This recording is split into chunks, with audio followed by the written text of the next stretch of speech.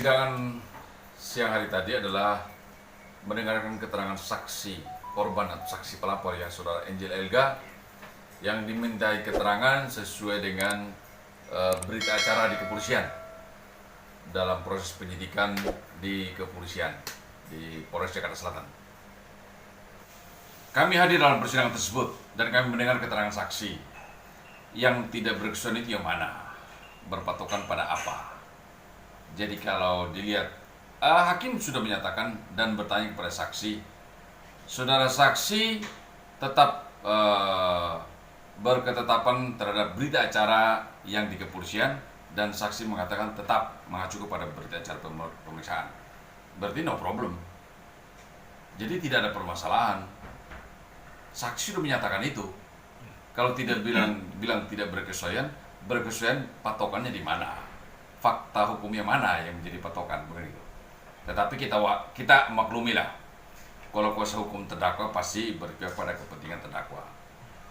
Tetapi perlu kami jelaskan di sini bahwa dalam persidangan ini adalah Angel adalah saksi pelapor, bukan terdakwa. Jadi dalam perkara ini jadi Angel hadir itu sebagai saksi pelapor, bukan saksi, bukan terdakwa. Ya kalau saya menyimak, ini menurut kajian hukum saya bahwa itu akan mengarah proses itu mempertanyakan sesuatu akan mengarah kepada terjadi apakah tidak dugaan tidak pidana perzinahan. Nah, kalau hal ini akan menjadi tujuan adalah saya mau menyampaikan bahwa dugaan tindak pidana perzinahan itu sudah dilaporkan di Polres Jakarta Selatan oleh terdakwa dengan terlapor Angel Elga. Dan hal itu sudah dinyatakan SP3 dan tidak memenuhi unsur. Maka kita tutup buku masalah dugaan tindak pidana perzinahan, itu sudah selesai. Di persidangan siang tadi adalah yang dipermasalahkan adalah dugaan tindak pidana pencemaran nama baik atau melanggar undang-undang ITE, di mana saudara terdakwa didakwa menyebarkan informasi sehingga bisa diakses atau diketahui oleh masyarakat ramai, didistribusikan diketahui masyarakat ramai tentang sesuatu, yaitu di mana terdakwa menyampaikan pendapat atau menyatakan bahwa klien kami Angel Elga melakukan dugaan tidak pidana perzinahan, yang mana belum ada keputusan berkekuatan hukum tetap yang menyatakan Angel Elga melakukan suatu perbuatan melawan hukum atau dugaan tidak pidana perzinahan. Ini tidak pernah ada. Bahkan laporan mereka tentang dugaan tidak pidana perzinahan dinyatakan SP3.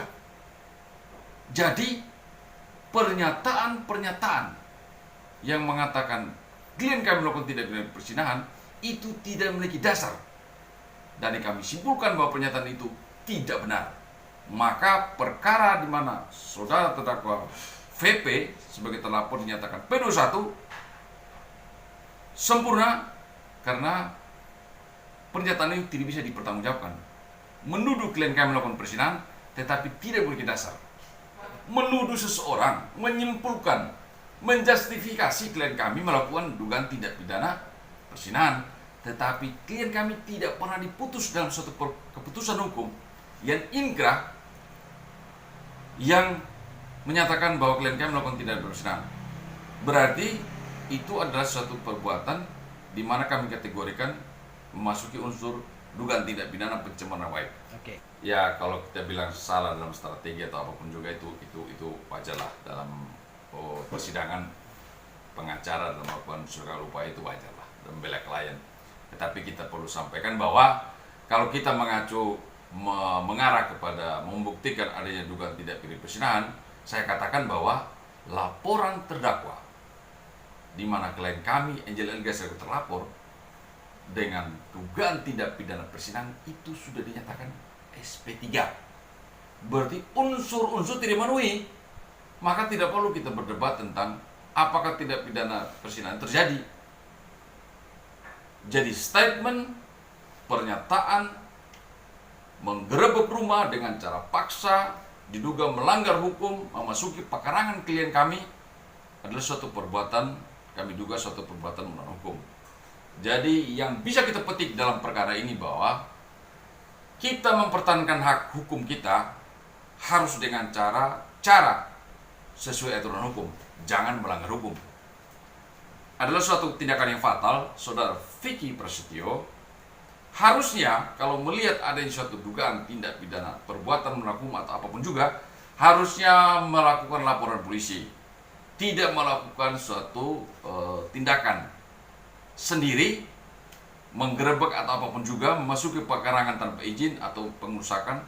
Itu sangat tidak dibolehkan. Karena laporan Vicky menyatakan Angel diduga melakukan tindak pidana perzinahan sudah dinyatakan SP3 tidak memenuhi unsur, maka apa yang pernyataan-pernyataan saudara terdakwa di televisi didistribusikan sehingga ditangkap, didengar oleh khalayak ramai tanpa memiliki dasar hukum yang jelas, berarti kita simpulkan bahwa pernyataan itu tidak beralasan dan menimbulkan kerugian baik material, imaterial bagi klien kami. Nama baiknya tercemar di masyarakat. Oke. Ya, seperti saya katakan tadi bahwa persidangan kita kali ini adalah Angel adalah saksi pelapor, bukan terdakwa. Kita bukan sedang membuktikan masuknya terbukti tidak adanya dugaan tindak pidana perzinahan, bukan itu. Tapi kita sedang menguji apakah laporan dugaan tindak pidana pencemaran nama baik ini adukan klien kami adanya pernyataan, kata-kata kasar, ucapan, ujaran yang menyatakan klien kami melakukan dugaan tindak pidana perzinahan yang diliput oleh media, didistribusikan sehingga diketahui oleh masyarakat banyak. Apakah itu telah memenuhi unsur dugaan tindak pidana pencemaran nama baik atau tidak? Itu yang menjadi fokus persidangan kita kali ini. Di persidangan ini kan sedang saksi ini saksi yang melihat sendiri, melakukan sendiri, mengalami sendiri suatu peristiwa terjadi. Dan dalam persidangan pun setelah saksi diminta keterangannya, majelis hakim sudah menyatakan bahwa mempertanyakan kepada saksi berpegangan pada BP atau pada keterangan-keterangan lain yang diutarakan oleh kuasa hukum terdakwa. Saksi sudah mengatakan tetap berita acara pemeriksaan. Yang mana yang dikatakan tidak berkesesuaian? Ya, jadi bagi ini pelajaran yang sangat berharga lah. Bahwa kita dalam menjaga hak hukum kita tidak boleh melakukan satu tindakan melawan hukum. Itu. Jadi tindakan saudara terdakwa memasuki pekarangan tanpa izin, melakukan dugaan tindak pidana pengerusakan, itu adalah suatu kecerobohan.